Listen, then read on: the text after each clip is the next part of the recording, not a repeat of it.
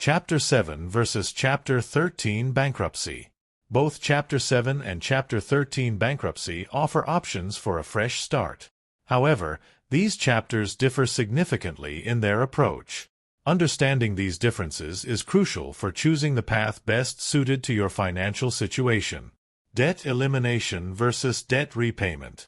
The primary distinction lies in how they handle unsecured debts, credit cards, medical bills, personal loans. Chapter 7 focuses on debt elimination. Through a process called discharge, the court releases you from the legal obligation to repay most unsecured debts.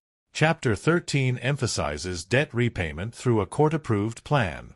You'll make monthly payments to a court-appointed trustee who distributes the funds to your creditors. Often your unsecured debt can be paid as little as 10 cents on the dollar. Usually, you can eliminate most all of the same debt in a Chapter 13 that you can in a Chapter 7. Asset protection versus liquidation. Another key difference lies in how these chapters address your assets. Chapter 7 involves liquidation in some cases.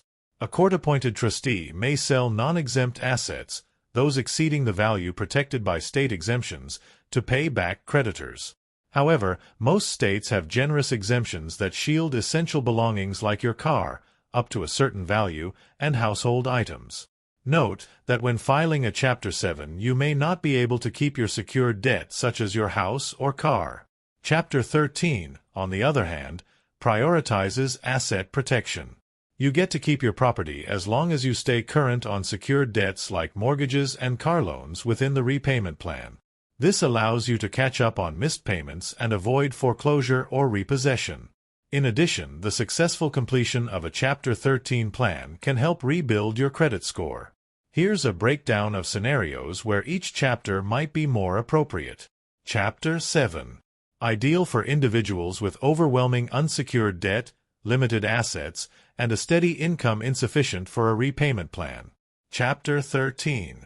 A better choice if you want to keep your property, have fallen behind on secured debts like mortgages or car loans, or have significant income to contribute towards a repayment plan.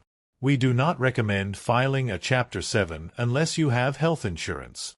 Once a Chapter 7 is filed, there is a waiting period of 8 years before you can file another one.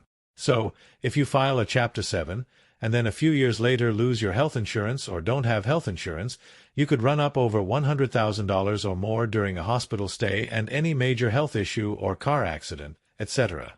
If you had already filed your Chapter 7 case in recent years, you would not have the Chapter 7 option available to wipe out that debt.